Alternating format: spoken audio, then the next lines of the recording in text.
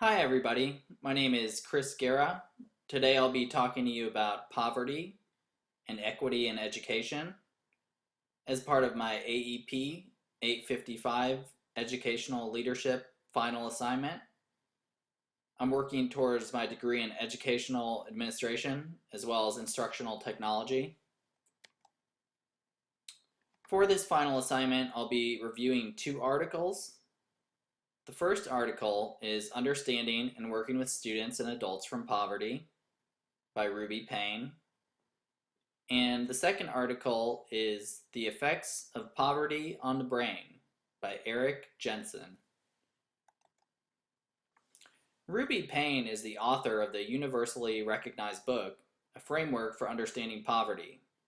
She's also the founder of the AHA Process Company that provides workshops, consulting, and books for K through 12, higher education, and learning communities.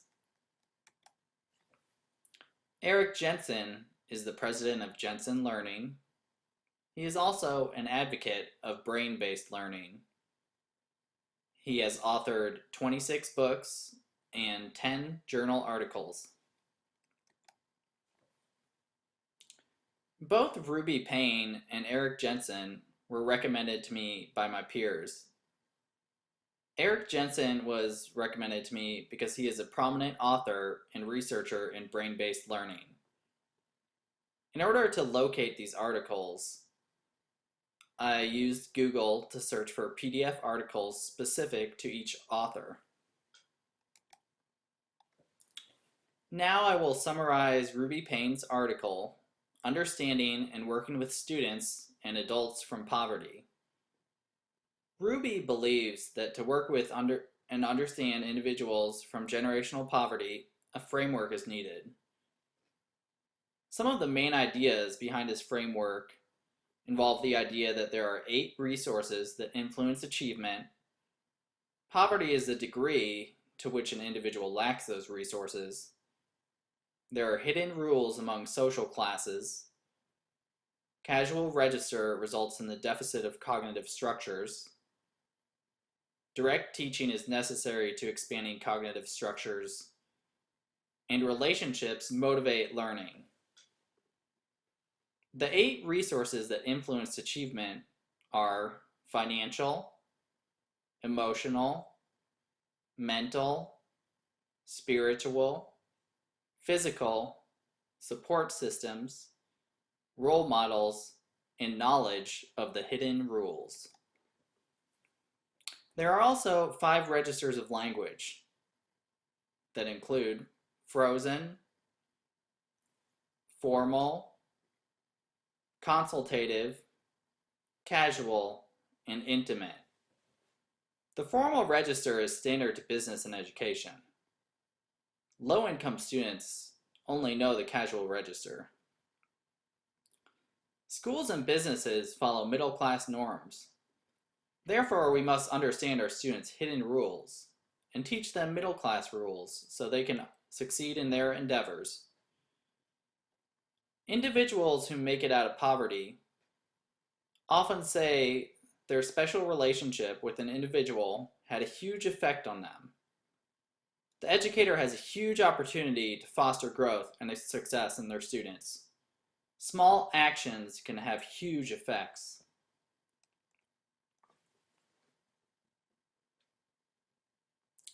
The challenge I found in this article were that staff members come from diverse backgrounds and may not agree with or go along with certain methodologies or strategies involving students from poverty. The solution is simple. The solution is that you empower your staff to voice their opinions and ideas. You collaborate to create a program that works best with the school and the community. This idea of adapting educational experiences to best meet the needs of your students fits with the principles of ethical leadership.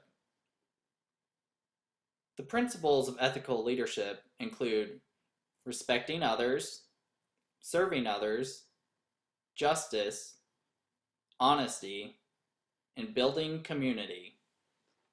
Respecting others involves tolerance and openness to their points of views.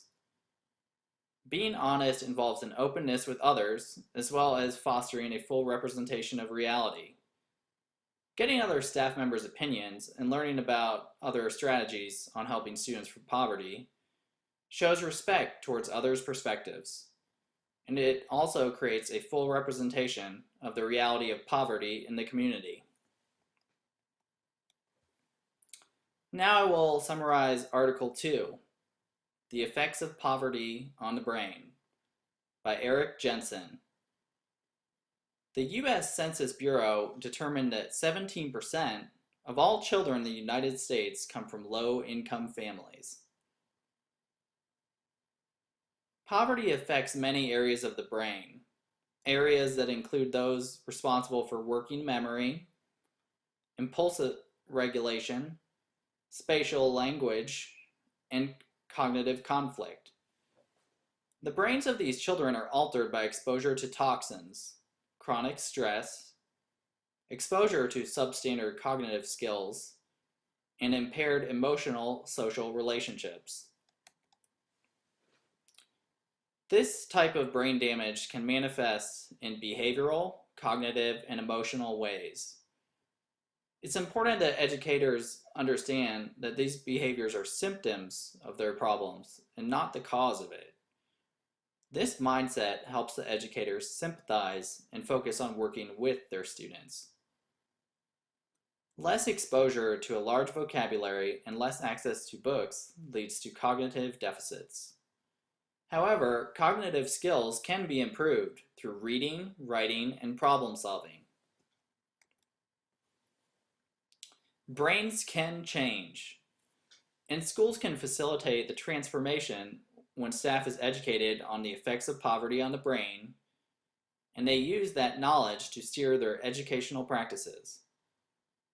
Some of the factors that result in positive brain changes include novel, complex learning opportunities, physical activity, hope, managed stress levels, and a hopeful social climate. The challenge for educators is the collaboration and commitment to use these strategies.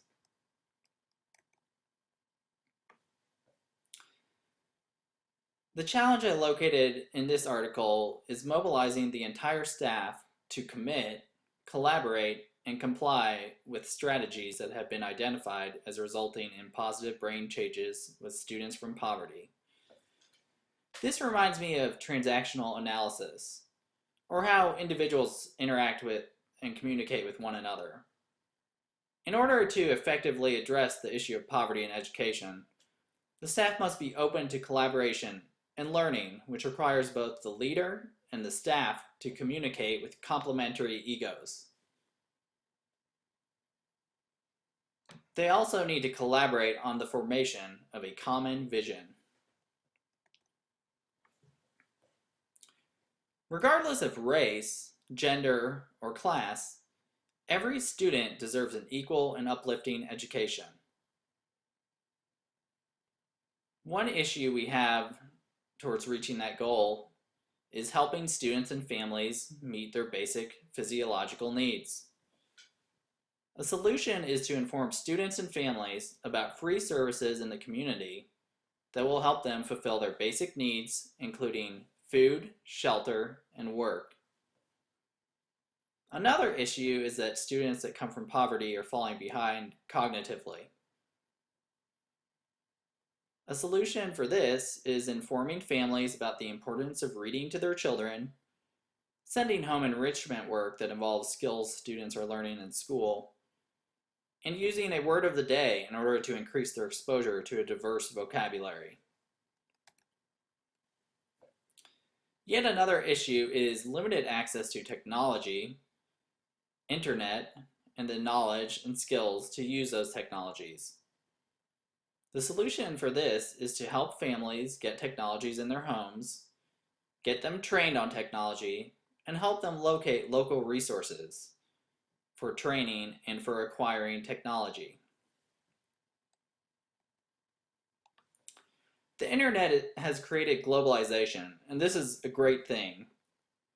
The leader and the educator can use this as a resource to find funding for community and school materials and technologies. We can access funding through terrific sites such as adoptaclassroom.org, donorschoose.org, or digitalwish.com. In closing, I would like to leave you with the quote: "Education is the most powerful weapon which you can use to change the world." Remember, little actions can have big effects. Thank you.